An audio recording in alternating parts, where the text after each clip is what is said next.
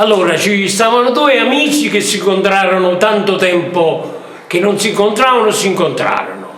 Allora, ciao Peppino, come stai? Stai bene? Si abbracciavano, si passavano. Dice, ma tu ti sei sposato? Dice, come? Io ho pure due figli. Ah, tieni due figli? Dice, hai un maschio e una femmina. Ah, certo, il maschio lavora, che fa? Il maschio è principe del foro, è un avvocato, fa il causa proprio pesante. Ah, mi fa piacere. C'è la donna metti scuone tu dici, non ti pazzarisci. Dice, ma come siamo amici da tanti anni? Peppi, no, non ti pazzarisci, non metti scuone. Peppi, noi siamo frati. Senti, io ti dico, mia figlia fa la vita, figlio.